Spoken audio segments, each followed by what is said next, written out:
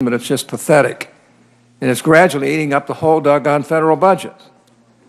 Now, I've been around here only 40 years, but I'll tell you, I've never had a witness for any position in government who has performed as well as you have, who has an impeccable reputation in medicine and in the Congress. And to be treated like, you know, if you don't agree with some concepts that some of my colleagues do, but like there's something wrong with you, is just beyond the pale. Like I say, you not only have a great deal of experience in medicine, but you've been a great congressman, and you've been assigned trying to get things under control around here, and you found that it's almost impossible because we have all these people saying we've got to do everything in the world. We don't care what the costs are. And that's why this country's broke.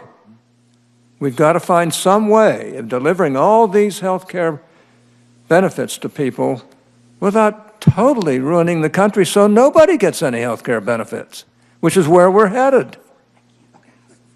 I don't know how in the world we can continue to buy off on this liberal claptrap that you don't have to pay the piper.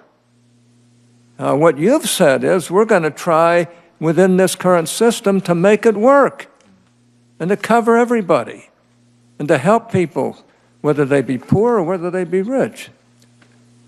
Now, I don't know if you can say much more than that, but I get a kick out of how many of these people are constantly blathering about we got to do everything for everybody when we know we're $20 trillion in debt. And this money doesn't grow on trees. And yet every one of us wants to make sure health care works. Every one of us wants to make sure every deserving person in our society is cared for. And I say that as a person who, over the last 40 years, almost every health care bill that works has my name on it, starting with the orphan drug bill. How about Hatch-Waxman that created the modern generic drug industry, and name it all. The fact of the matter is that you've been very forthright, very honest, and you've indicated that in spite of all the problems of trying to fund health care and all the problems around health care, you're going to do your doggone level best to make sure health care is delivered to our American people. You know, I wonder how many of my colleagues on the other side are going to vote for you. And if they don't, it kind of says something about what's happening in this country. I want to thank you for being here today.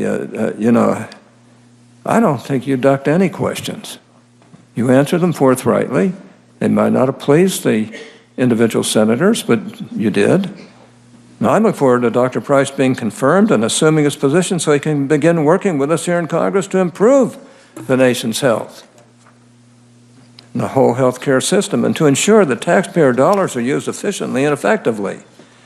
Now, we owe that to the dedicated taxpayers and citizens of this great country. And to that end, several groups and individuals have submitted letters of support for Dr. Price. And I would like to ask that those be entered into the record at this point without objection. In closing, this committee takes its responsibilities very seriously. As you can see, this is a very intelligent committee. We have a lot of really great people on both sides on this committee, and they're serious about what goes on.